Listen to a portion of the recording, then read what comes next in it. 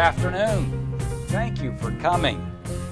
Welcome to ePortfolios for Students.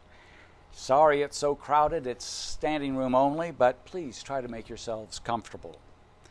This year was the first time that Jackie Robinson Academy had enough computers that we were able to use them creatively throughout the year, and the students are rightfully proud of what they've done. They want to share them with their friends and with their parents, with next year's teachers, and even people from years from now. But before we start, let's do a little icebreaker, okay? At each table, you're going to find some pencils and papers with squares on them that looks a little bit like this. So, what you're going to do is put your name at the top. You're going to add one of your favorite digital tools that you've learned about this year, or give us one that you'd like to learn about if you haven't done too many so far. Now, you have 5 minutes to collect as many digital tools as you can. Ready? Go!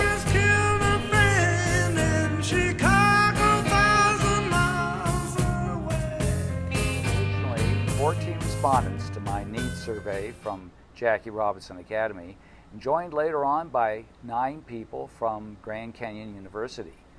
This professional development tied for the #1 request by you as something you would like to see done. With all the good work students have been doing this year, it seemed like a natural to do just what you said you wanted.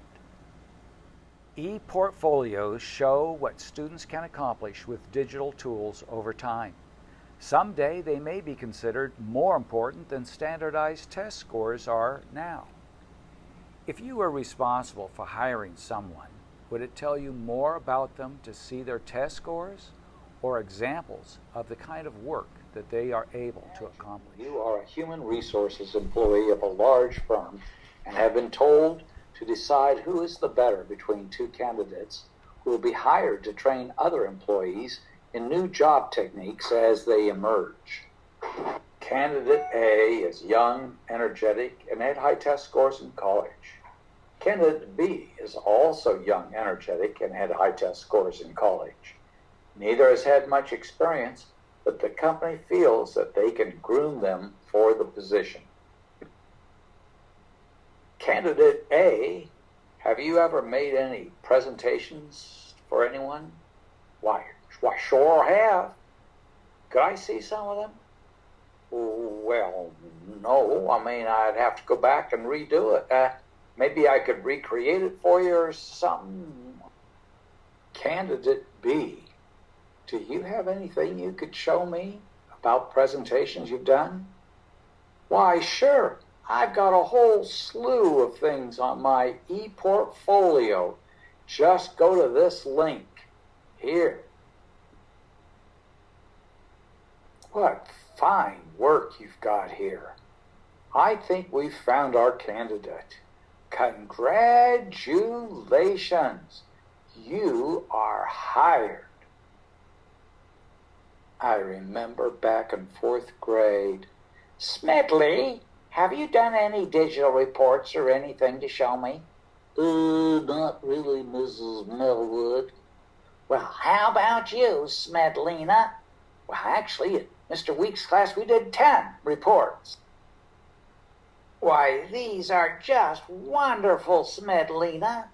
I can see you're quite competent in all these mediums. You may choose from any one of them to do your report on California missions. Good luck on it, sweetie pie. And thanks to all the teachers out there who believed in me and showed me the importance of keeping an ePortfolio with all my important work. Thanks. After exploring several different bulletin board type digital tools, my tech advisory board and I settled on Padlet as being the clearest and easiest to use. Most of my 3rd graders, or Weeks Wily Wizards as they are known, joined Padlet, created a neat portfolio, and added 10 to 12 projects in less than 2 hours' time. A student and his parents gave permission to allow you to see his work. You can copy and go to these URLs to see them for yourselves. Notice how he created different headings for different subjects. He hit the plus signs to add projects. Normally, when a student adds a project, he or she should click the link icon, as it will look neater in the long run, as you can see on this next slide. Now this one looks a lot neater, doesn't it? The student used to hit the link icon before pasting the URLs. However, this student has a different problem. He put some projects under the wrong headings. Teachers need to be aware of such problems. Luckily, it was easy for the student to go back in and change it. Here is yet another example. Notice there are many types of different backgrounds that can be used. This student needs to add more headings. Now let's make our own. You may want to work with a partner and do this together. First, go to Padlet and sign up. It's free. Click Make Padlet. Click Blank. Select the blue Shelf, as this is easier for doing e-portfolios. Select a background. If you have trouble keeping up with a slideshow, the slideshow is available for you to use on your own time. You could view it on one Chromebook and create your Padlet on another. When you sign up for Padlet, you get 3 free ones per year. The students will only need one unless you use Padlet for other projects. Here's the sign up page. Sign up. First, I'm going to hit Make a Padlet. Now, I'm going to go down here to the blue shelf and hit Select. I'm starting with a blank. Now, once I'm here, I put in my title over here and the description, and then hit Next. There are many different backgrounds to choose from. Here is one of them. Add your headings and then have students go to their works that they want to post. Students first copy the URLs, then they go back to their Padlet and click the plus sign. They write the title of the project and then click this link icon that looks kind of like a safety pin. Then they paste in the URL, and after that it'll look really nice. I recommend that you open up a Google Classroom so that students can submit their finished e-portfolios to you, and then you'll have an easy access to them. It's easier for you to assess them and then to create your own teacher Padlet with samples of work from different students. Now this gray one right here means that a student accidentally locked her Padlet, making it private. So I have to go back and tell her to please open this up so that I can get to it.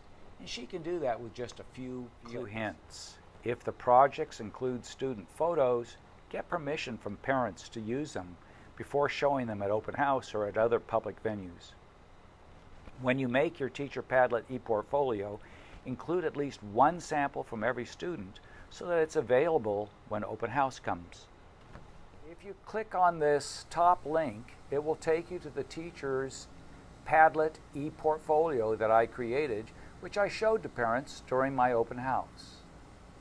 Here is a teacher's Padlet e-portfolio that I put together for open house. This first one on the top left was a compilation of different students' works from one of our projects. If you look at the different columns, you can go up and down and show many different ones in one column. Look over here at the social studies one. This is a Glogster project that one of the students did. If I click on it, it will open up and we can see the type of work that the student did. It takes a little while sometimes. Now here is a timeline that they had, different dates. Notice that there's all sorts of pictures embedded. They can also embed writing. Here's a video that they embedded in the Glogster. Once upon a time, there's a man named Martin Luther King Jr. It's funny to think about because now we know his name so well, but at one time he was just a kid. Like maybe you're a kid watching this. Well, he was a kid too. Well, maybe you're a grown-up. That's okay too. All kids are welcome here. I don't discriminate. Martin Luther King grew up to be a great man, of course. But then... And that's the type of thing that you can demonstrate to the parents during open house. Here is a link to a satisfaction survey down here at the bottom. I'd appreciate your feedback on this presentation, the slideshow, and using Padlet for student e-portfolios. If you prefer to use paper, they're on the tables in front of you. There's also a sign-up sheet for those of you who would like someone to work with you on how to create your first Padlet. Thank you so much for coming and for your support. Good luck with your new Padlet student e-portfolio.